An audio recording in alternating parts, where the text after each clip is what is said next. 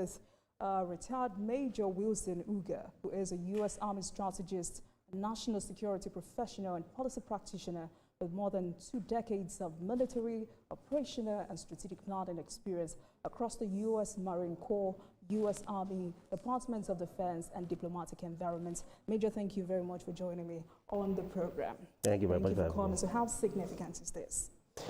Well, it's very significant, like both presidents said.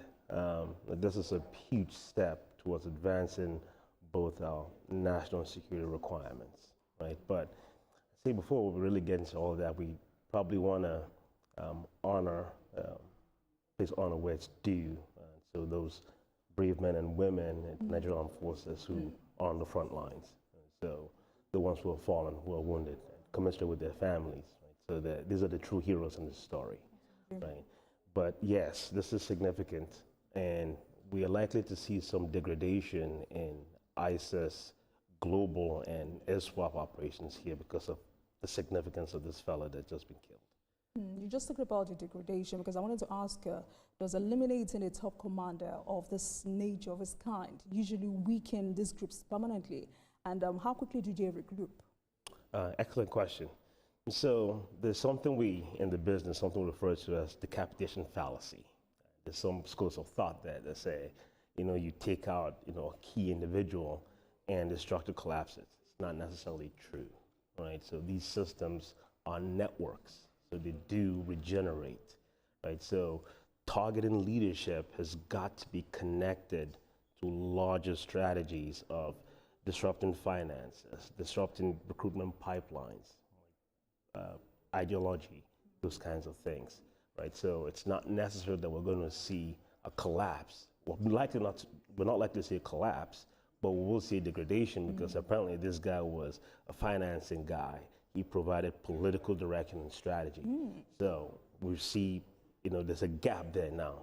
So the real key here is if Nigeria can exploit that gap, right, and make this a repeatable outcome to separate out ISIS from the population. Talking about that, Major, because first, it's scary and concerning for me as an ordinary Nigerian to hear that, because I would never have imagined that the number 2 of the most brutal terrorist groups in the world, on earth, if I'm correct, resides here in northern Nigeria. But from your experience, what happens operationally after such a high-profile strike?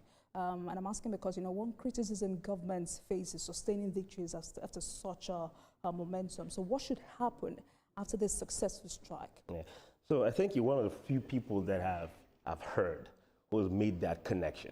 Everyone's been so excited and happy clapping and all that stuff, right? It is scary to learn that someone that high profile found comfort on Nigerian territory. Right?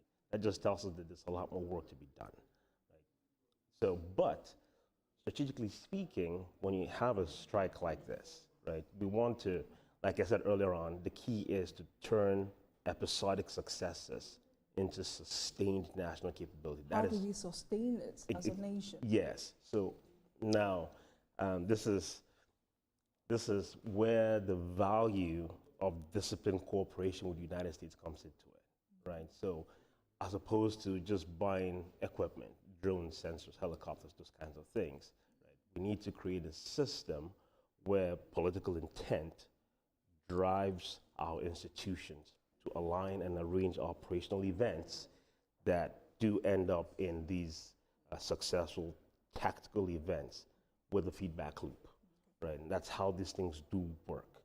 Unfortunately, I don't know that Nigeria's positioned that way at the moment. I'm not saying that our structure is bad.